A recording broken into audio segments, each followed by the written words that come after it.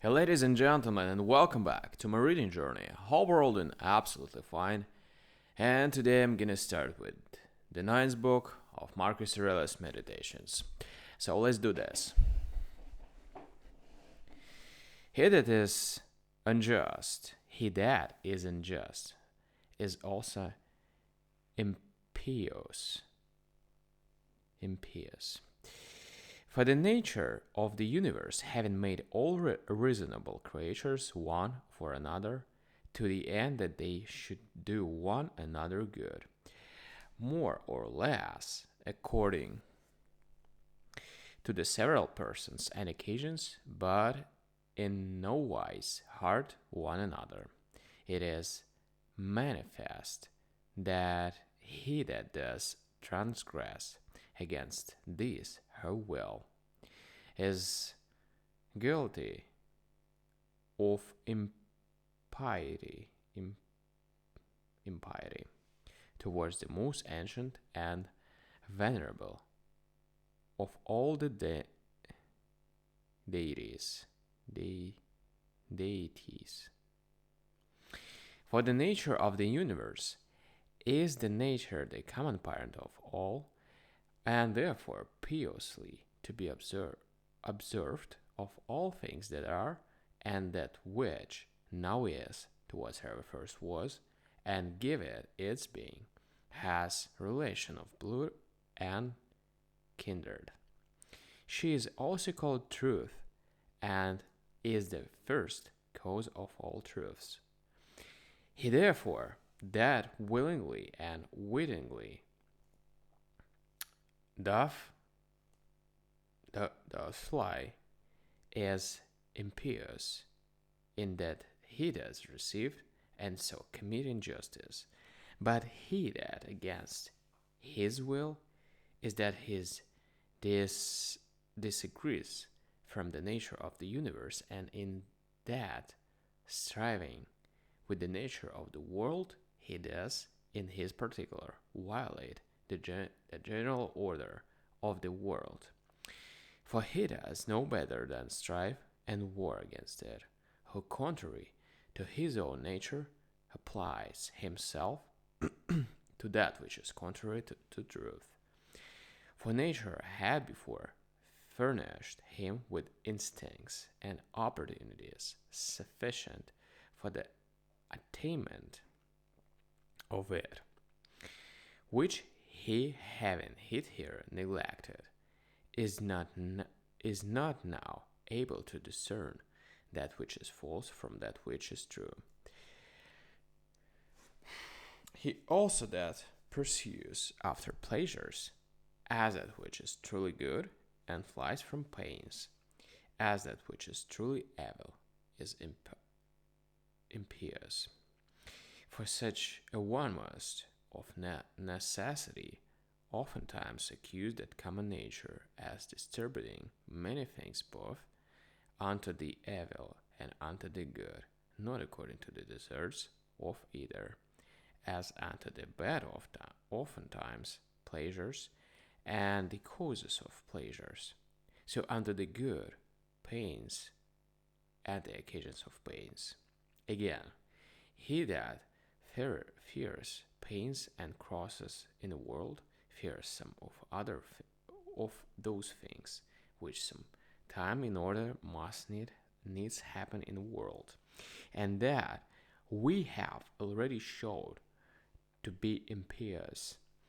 And he that pursues after pleasures will not spare to compass his desires to do that which is unjust, and that is manifestly impious. Now those things which unto nature are equally indifferent, for she had not created both pain and pleasure, if both had not been unto her equality indifferent. They that will live according to nature must, in those things, as being of the same mind and disposition that she is, be as equally indifferent. Whosoever therefore is either matter of pleasure and pain, death and life, honor and dishonor, which thinks nature in the administration of the world, indifferently does make use of, is not as indifferent. It is apparent that he is impious.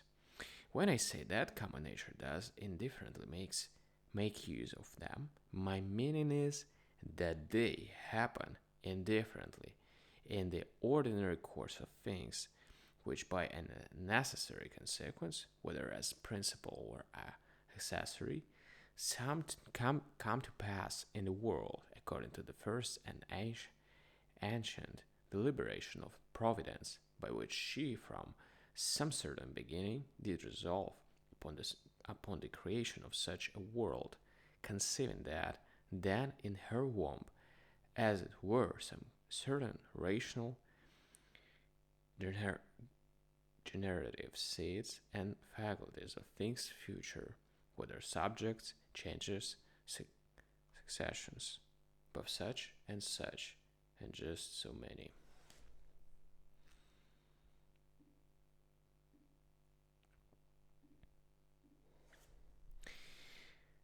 It were indeed more happy and comfortable for a man to depart out of this world, having lived all his life long clear from all falsehood, dissimulation,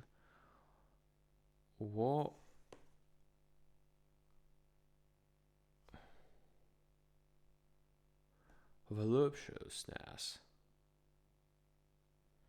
and pride.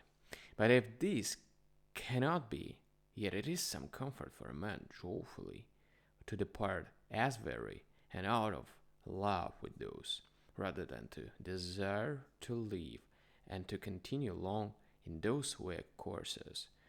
Has not yet experience taught thee to fly from the plague? For a far greater plague is the corruption of the mind than any certain change and distemper of the common air can be. This is a plague of creatures, as they are living creatures, but that of man, as they are men or reasonable. Thou must not in matter of death carry thyself scornfully, but as for one that is well pleased with it, as being one of those things that nature has appointed. For what thou dost, conceive of this, of a boy to become a young man, to wax old, to grow, to ripen, or to get teeth, or a beard, or gray hairs, to beget, to bear, or to be delivered, or what other action soever it be, that is natural unto man according to the several seasons of his life. Such a thing it is also to be dissolved. It is therefore the part of a wise man in matter of death, not in any wise to carry himself either violently or proudly, but patiently to wait for it, as one of nature's operations. That with the same mind as now thou dost expect, when that which yet is but an embryo,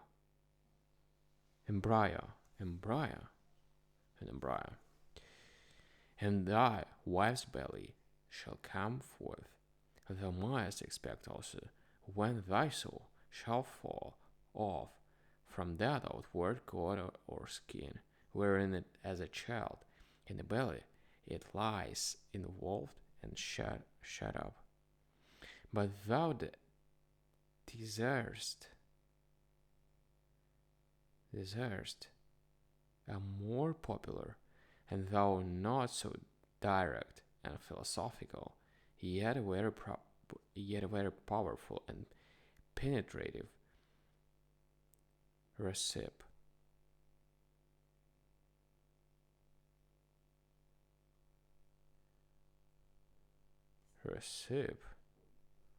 against the fear of death, nothing can make thee more willing to part with thy life than if thou shalt consider both what the subjects themselves are that thou shalt part with, and what manner of disposition thou shalt no more have to do with. True it is that offended with them thou must not be by no means, but take care of them, and meekly bear with them. However, these thou must remember, then that whensoever it happens that thou depart, it shall not be from man that hath the same opinions that thou dost. For that indeed, if it were so, is the only thing that might make thee averse from death and willing to continue here. If it were thy hap to live with men that had obtained the same belief that thou hast, but now, what a toil it is for thee to live with men of different opinions, thou seest, so that thou hast rather occasion to say, Hasten, I thee pray, O death, lest I also in time